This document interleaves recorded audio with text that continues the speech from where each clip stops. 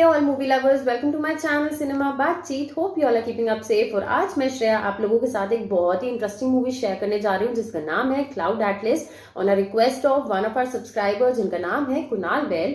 ये मूवी है तो बहुत इंटरेस्टिंग लेकिन थोड़ी सी कंफ्यूजिंग है क्योंकि इस मूवी में हम लोग 6 डिफरेंट स्टोरीज देखेंगे, लेकिन मैंने अपनी तरफ से पूरा ट्राई किया है मैं आपको उसको बिना कंफ्यूज करे अच्छे से एक्सप्लेन कर सकूं। एंड आई होप कुणाल आप इसको काफी इंजॉय करेंगे। तो अब सीधा चलते हैं मूवी की समरी की तरफ, लेकिन उसकी तरफ बढ़ने से पहले अगर आज आप लोगों ने हमारे चैनल को फर्स्ट टाइम व्यू किया है तो प्लीज नीचे दिए गए सब्सक्राइब बटन को जरूर प्रेस करें और हमारे चैनल को सब्सक्राइब जरूर करें। और हमारे चैनल पर हमारे लकी सब्सक्राइबर्स के लिए कुछ अमेजिंग गिव अवेज भी चल रहे हैं जिसकी डिटेल्ड इन्फॉर्मेशन मैं आपको वीडियो के एंड में दूंगी, तो वीडियो को एंड तक जरूर देखें। अब चलते हैं सीधा मूवी की समरी की तरफ।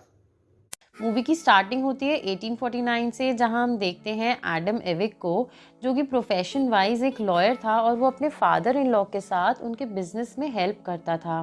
बेसिकली उसके फादर इन लॉ कम पैसों में इंसानों को खरीद कर अपना गुलाम बना लेते थे और अमीरों को उनको ज़्यादा पैसों में बेच देते थे और उनके कॉन्ट्रैक्ट्स एडम बनाता था। और इसी काम से एडम को अपने घर से दूर पैसिफिक आइलैंड जाना पड़ता है, जहां वो स्लेव ट्रेडर से मिलकर इन गुलामों का कॉन्ट्रैक्ट बनवाता है, जो कि उसको बिल्कुल भी पसंद नहीं होता, लेकिन फिर भी उसने कभी कोई स्टैंड नहीं लिया था। एक दिन वो गांव से जा रहा होता है और उसको वहां पर बहुत चिल्लाने की आवाज़ आती है, जिसको सुनकर वो बहुत घबरा जाता है और जल्दी से उनको देखने जाता है। और तब उसको वहाँ पर सभी गुलाम काफ़ी बुरी हालत में दिखते हैं और उनमें से एक गुलाम को तो सबके बीच में बहुत बुरी तरीके से पीटा जा रहा होता है। और ये देखकर एडम काफ़ी अपसेट हो जाता है और उसी टाइम बेहोश होकर गिर जाता है। फिर उसको चेक करने के लिए वहाँ पर डॉक्टर आते हैं और वो देखते हैं कि उसकी बॉडी पर एक बर्थ मार्क है जस्ट लाइक अ शूटिंग स्टार, और साथ ही में उसने एक चाबी जैसा लॉकेट अपने गले में पहना हुआ है। और उसके होश आने पर डॉक्टर उसको बताते हैं कि उसको पैरासिटिक वॉर्म की वजह से कोई बीमारी हो गई है और वो अब उसके साथ हर टाइम रहेंगे और उसका ट्रीटमेंट स्टार्ट कर देंगे, क्योंकि बिना अच्छे ट्रीटमेंट के वो अपनी जान भी खो सकता है। और अब एडम अपने घर वापस ही जाने लगता है, तभी उसके रूम में ऑटुआ आ जाता है, जो कि एक स्लेव था और वो आइलैंड से भागकर आ गया था। और वो एडम को रिक्वेस्ट करता है कि उसकी बोटमैन से बात कर उसमें जॉब लगवा दे। पहले तो एडम मना कर देता है, लेकिन बाद में उसके बहुत बोलने पर उसकी नौकरी लगवा देता है और दोनों साथ में बोट में ही रहने लगते हैं और उनकी काफ़ी अच्छी दोस्ती भी हो जाती है। और धीरे धीरे एडम की तबीयत और भी खराब होती जा रही होती है, क्योंकि डॉक्टर हेनरी एक बहुत ही लालची इंसान है जिसकी नज़र तो बस स्लेव ट्रेडिंग के प्रॉफिट पर थी, जो एडम अपने साथ अपने घर लेकर जा रहा था। बट जब तक ये एडम को पता चलता कि वो डॉक्टर उसको मेडिसिन की जगह जहर दे रहा है, उसकी हालत खराब हो गई थी। और तभी वहाँ पर ऑटुआ आकर डॉक्टर हेनरी को मार देता है और एडम की जान बचा लेता है और काफ़ी दिन तक उसका काफ़ी ख्याल भी रखता है। और घर पहुँचने तक वो पूरी तरीके से ठीक हो जाता है, लेकिन वो घर जाकर बोल देता है कि अब वो अपने ससुर के साथ ये काम नहीं करेगा। और उसके बाद वो अपनी वाइफ के साथ गुलामी को ख़त्म करने वाले ग्रुप को ज्वाइन कर लेता है। और एडम जो भी काम करता था उसका वो एक जर्नल मेंटेन करता था और उसको वो अपनी वाइफ को एड्रेस करता था, जो बाद में द पैसिफिक जर्नल नाम से पब्लिश भी की गई थी। अब दूसरी स्टोरी दिखाई जाती है लंदन में 1936 में, जहाँ पर हम देखते हैं रॉबर्ट फ्रॉबिस्टर और र्यूफस स्मिथ को, जो इंटीमेट कर रहे होते हैं। और अब हम देखते हैं कि रॉबर्ट की बॉडी पर भी वही सेम शूटिंग स्टार वाला मार्क है जो पहले हमने एडम की बॉडी पर देखा था। और तभी वहां पर र्यूफस के फादर के लोग आ जाते हैं और तभी वहां पे हम देखते हैं कि रॉबर्ट वहां से भाग जाता है। रॉबर्ट बहुत ही अच्छा म्यूजिशियन है और वो एक बहुत ही मशहूर कंपोजर विवियन के साथ काम करना चाहता है, क्योंकि उसे रॉबर्ट को काफी कुछ सीखने को मिल सकता है और विवियन को भी उससे काफी हेल्प हो जाएगी, क्योंकि वो काफ़ी एजेड है और उसको भी असिस्टेंट की ज़रूरत थी। रॉबर्ट रूफस का वेस्ट कोट एक निशानी की तौर पर अपने साथ लेकर जाता है और वो एक बहुत ही स्मार्ट एंड काफ़ी टैलेंटेड लड़का है, जिसकी वजह से विवियन उसको काम पर रख लेता है। और दिन में रॉबर्ट विवियन की मास्टरपीस कंपोज करने में उसकी हेल्प करता है और रात को वो अपने सॉन्ग्स कंपोज करता है। और इसी दौरान रॉबर्ट को विवियन के घर पर एक बुक मिलती है द पैसिफिक जर्नल के नाम से, जो एडम ने लिखी थी। और वो रीड करके रॉबर्ट को काफ़ी इंस्पिरेशन भी मिलती है और उस राइटर के साथ एक अलग ही कनेक्शन वो फील कर रहा होता है। और वो ये बात रूफस से भी डिस्कस करता है थ्रू लेटर्स जो वो रोज़ उसको लिखता था, और रूफस भी उसको अच्छे से रिस्पॉन्ड करता था। लेकिन वो बुक आधी फटी हुई थी जिसको वो काफ़ी ढूंढता है, लेकिन उसको वो नहीं मिलती। और वो रूफस से अपना विवियन की वाइफ के साथ अफेयर का भी डिस्कस करता है एंड इवन अपने म्यूज़िक कॉम्पिटिशन के बारे में, जो अब ऑलमोस्ट कंप्लीट ही होने वाला था। एक रात जब रॉबर्ट अपने कंपटीशन पर वर्क कर रहा होता है, तब वहाँ पर विवियन आ जाता है और वो उसको बोलता है कि सपने में उसने कोई ट्यून सुनी थी, लेकिन अब उसको वो बिल्कुल भी याद नहीं आ रही।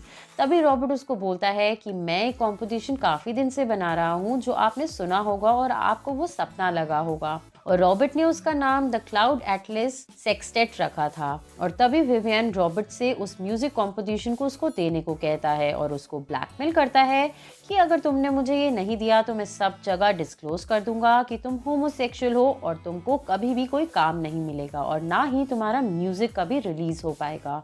और इसी के बाद रॉबर्ट उसका घर छोड़कर जाने लगता है, लेकिन विवियन वो म्यूजिक के नोट्स उससे ले लेता है और उसको लेने के चक्कर में रॉबर्ट उसको गोली से मार डालता है। और उसके बाद रॉबर्ट वहां से निकल जाता है और काफी चीप से रूम में रहकर अपने म्यूजिक को पूरा करने लगता है। लेकिन वहां का ओनर काफी तेज किस्म का इंसान था जिसने रॉबर्ट को पहचान लिया था और उसको पुलिस की धमकी देकर ब्लैकमेल करना शुरू कर दिया था।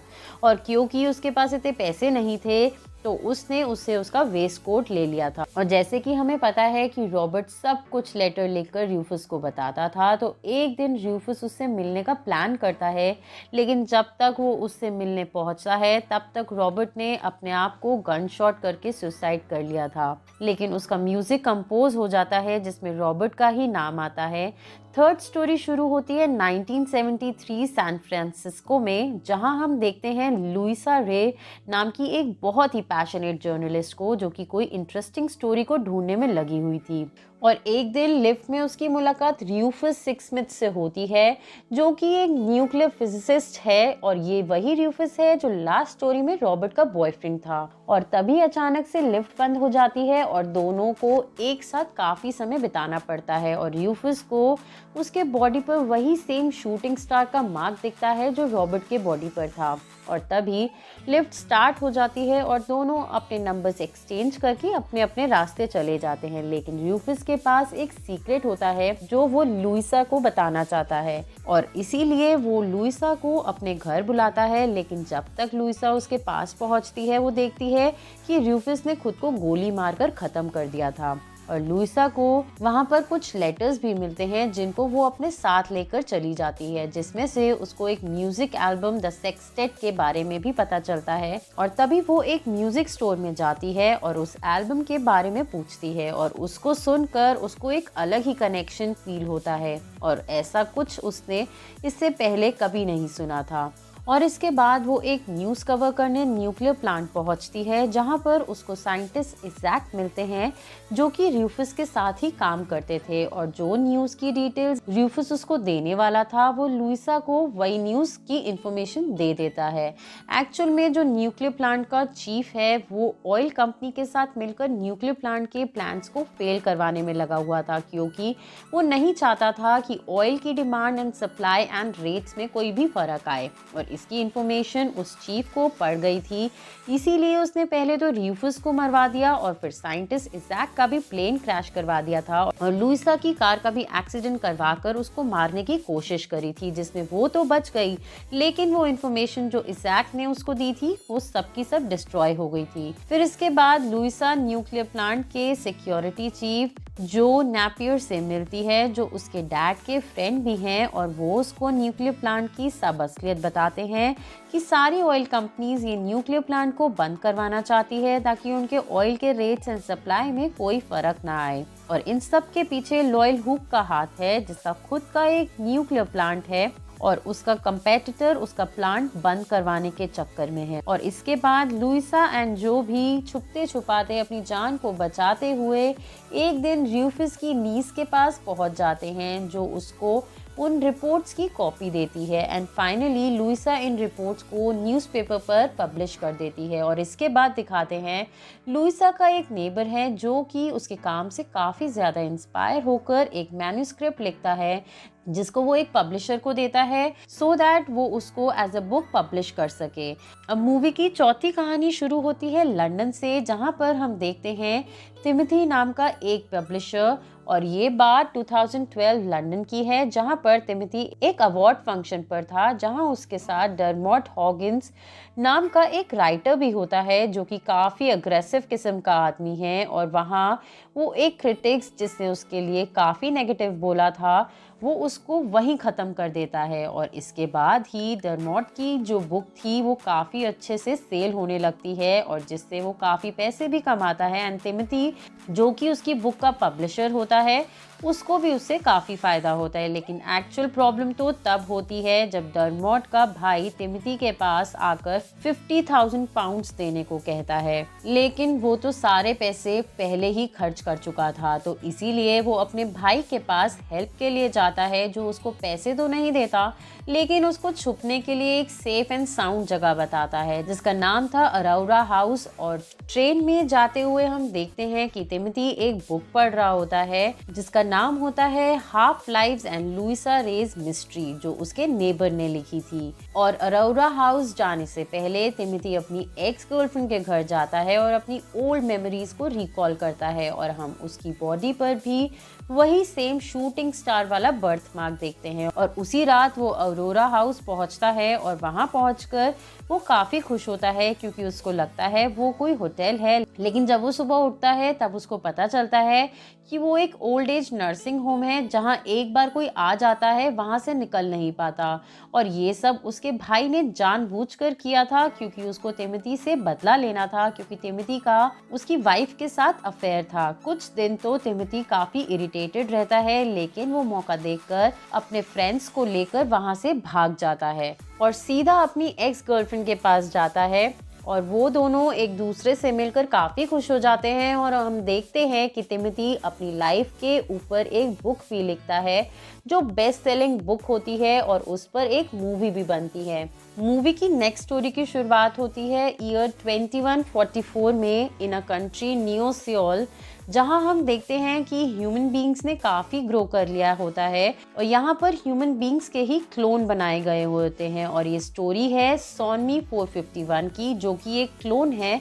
यहाँ क्लोन्स को बिल्कुल पपेट की तरह यूज़ किया जाता है। इनको रेस्टोरेंट में सर्विस के लिए बनाया गया था, और कस्टमर इनके साथ कैसा भी बिहेव कर सकते थे, but these clones were not allowed to do anything. और ये सभी क्लोन्स बाहर के वर्ल्ड से बिल्कुल अनजान है, और इनमें से एक जो भी अच्छा काम करता था उनको काफ़ी अच्छा सा अवार्ड दिया जाता था, यानी उनकी फ्रीडम उनको दी जाती थी। और एक रात को यूना नाम की एक क्लोन सोनमी को उसके स्लीप बॉक्स में से निकाल कर उसको एक मूवी दिखाती है, और ये मूवी वही मूवी थी जो तिमोथी की लाइफ पर बेस्ड थी।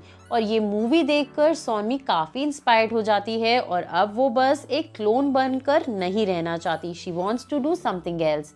और नेक्स्ट डे कोई कस्टमर यूना के साथ कुछ गलत बिहेव करता है, और तभी यूना उस कस्टमर को पंच कर वहाँ से भाग जाती है, और रेस्टोरेंट का ओनर यूना को वहीं पर मार देता है, जिसको देखकर सोनमी काफ़ी शॉक में आ जाती है। और तभी वो ये सोच लेती है कि इस चीज के अगेंस्ट वो स्टैंड लेगी। और एक रात को उसका स्लीपिंग बॉक्स अपने आप खुल जाता है, जो कि हाई जो चैंग ने खोला होता है। और वो एक ऐसी यूनियन के ग्रुप में था जिनको लगता था कि क्लोन और इंसानों में कोई भी फर्क नहीं होना चाहिए, एंड उनका यूज करना भी गलत है। और उसी रात वो सोनमी को रेस्टोरेंट से बाहर भी लेकर जाता है, और उसकी नेक में जो स्लेवरी का कॉलर होता है उसको भी हटवा देता है, और उसकी नेक पर भी हम वही सेम शूट शूटिंग स्टार का मार्क देखते हैं और फिर बाद में सौनमी को तिमोथी की लाइफ बेस्ड जो मूवी थी वो मूवी दिखाता है। सौनमी को ये मूवी पहले यूना ने भी दिखाई थी बट वो पूरी मूवी नहीं देख पाई थी, लेकिन आज वो पूरी मूवी देखती है जिसको देखकर वो काफी इंस्पायर भी होती है और बहुत कुछ सीखती भी है। और फिर इसके बाद वो रिले नाम का एक स्पेस स्टेशन भी देखती है और तभी कुछ लोग उन पर अटैक कर देते हैं, जिसमें सौनमी को प्रोटेक्ट करते करते हे जो चैंग काफी ऊंचाई से नीचे गिर जाता है और सौनमी को वो लोग किडनैप कर कर ले जाते हैं, लेकिन किसी तरीके से वो वहां पहुंचकर उसको बचा लेता है और सीधा ले जाता है अपने ग्रुप लीडर के पास। और वो ग्रुप लीडर उसको अपना ग्रुप ज्वाइन करने के लिए कहते हैं, लेकिन सौनमी उनको मना कर देती है। फिर चैंग उसको असलियत बताता है कि तुम जहाँ पर क्लोन थी और जब कोई भी अच्छा काम करता था उनको रिवॉर्ड के टाइम पे उनकी फ्रीडम नहीं बल्कि उनकी डेथ मिलती थी, क्योंकि उनको बाहर ले जाकर मार दिया जाता था। और ये सब कुछ सुनकर सौनमी काफ़ी दुखी हो जाती है और क्लोन्स के खिलाफ एक ब्रॉडकास्ट करती है जिसमें वो उनको सब कुछ बताती है कि उनके साथ कैसा बिहेव किया जाता था और कैसे वो उनको उनके रिवॉर्ड के तौर पर डेथ देते थे। लेकिन ये सब ब्रॉडकास्ट होने पर ही वो लोग उस पर अटैक कर देते हैं और सौनमी को वहीं पर मार दिया जाता है। फिर यहाँ हम देखते हैं मूवी की 6 स्टोरी जो कि 23-21 का टाइम दिखाया जाता है, जहाँ पर लोगों को आदिवासी जैसे रहते हुए दिखाते हैं, क्योंकि दुनिया खत्म होने के बाद जो लोग बच गए थे उनके पास कुछ भी नहीं बचा था और उन्होंने ऐसे रहना शुरू कर दिया था। और यहाँ हम देखते हैं जैकरी को, जो कि काफी डरपोक किस्म का आदमी है। यहाँ तक कि दूसरे कबीले के लोग जब उसके जीजू जिसका नाम एडम है उसको मार रहे होते हैं, उसके बहुत बुलाने पर भी वो छुपा रहता है, उनकी कोई मदद नहीं करता और जिसकी वजह से एडम और उसका बेटा वहीं पर मारे जाते हैं। और हम ये भी देखते हैं कि यहाँ पर लोग सौनमी को पूछते हैं और उसके मैसेजेस को डायरेक्ट गॉड के मैसेजेस समझते हैं। और एक दिन उस आइलैंड पर एडवांस सोसाइटी की एक सिविलियन मेरोनिम नाम की एक लड़की आती है। ये लोग न्यूक्लियर पावर से बची हुई पावर से और कुछ टेक्नोलॉजीज यूज करके एडवांस हो गए थे, लेकिन धीरे धीरे अब ये लोग कोई बीमारी की वजह से मरने लग गए थे और ये लोग अब स्पेस पर ये मैसेज पहुंचाना चाहते थे कि अब इन लोगों की तबीयत खराब हो रही है, जो कि ब्रॉडकास्ट स्टेशन पर जाकर ही करा जा सकता था। और वो एक हिल पर था जिसके लिए इनको किसी लोकल बंदे की ज़रूरत थी और इसके लिए वो जैकरी की हेल्प मांगती है, बट वो वहां पर जाने से मना कर देता है क्योंकि उन हिल्स पर आत्माएं रहती थी। और उसी रात जैकरी को काफ़ी अजीब से सपने भी आते हैं जिसमें वो एडम, रॉबर्ट, लुइसा और तिमोथी के लाइफ के विजन्स देखता है। और इसके बाद वो वर्शिप प्लेस में जाता है जहां पर सौनमी का एक स्टैचू लगा होता है और अचानक जैकरी की नीज काफी बीमार पड़ जाती है और उसकी मरने की हालत ही हो जाती है। तब जैकरी मेरोनिम से डील करता है कि वो उसको हिल पर ले जाएगा, लेकिन वो अपनी टेक्नोलॉजी से पहले उसकी नीज को ठीक करेगी, जिसके लिए मेरोनिम मान जाती है। और इसके बाद वो सीधा निकल पड़ते हैं उस स्टेशन के लिए और ये वही स्टेशन है जो हमने सौनमी की स्टोरी में देखा था। और यहाँ उसको पता चलता है कि सौनमी कोई भगवान नहीं है बल्कि ह्यूमन बींग्स की क्रिएटेड एक क्लोन थी। और वहाँ से मेरोनिम स्पेस पर रह रहे इंसानों को मैसेज भेजती है और वापस आकर वो लोग देखते हैं कि दूसरे ट्राइबल्स ने उन पर हमला कर दिया था, जिसकी वजह से सब के सब लोग मर चुके थे एक्सेप्ट हर नीज, क्योंकि वो हमेशा ही चुपचाप रहती थी। वो लोग जैकरी पर भी हमला करते हैं लेकिन मेरोनिम उसको बचा लेती है और ट्राइबल्स मेरोनिम को भी मारने ही वाले होते हैं, लेकिन जैकरी उनको मारकर खत्म कर देता है। इसके बाद स्पेस पर रहने वाले लोग इन तीनों को बचाकर अपने साथ अपने स्पेस पर ले जाते हैं। और अब हम देखते हैं जैकरी को, जो कि बूढ़ा हो चुका है और वो छोटे छोटे बच्चों को अपने प्लैनेट की स्टोरी सुना रहा होता है। और तभी हम उसके हेड पर वही शूटिंग स्टार का मार्क देखते हैं। और इस मूवी में हमने देखा एक ही सोल को but in different bodies, but वो कुछ ना कुछ ऐसा काम जरूर कर देते थे कि उनका नाम हो जाता था। और इसी के साथ मूवी यहीं पर ख़त्म हो जाती है। Thanks for watching this video guys. Hope आपको हमारी ये वीडियो पसंद आई होगी। So please subscribe to our channel and like and share our videos as much as you can. And 5 lucky subscribers will win Amazon gift vouchers once we complete 1000 subscribers. So keep watching Cinema Baatcheet and stay tuned for more interesting videos.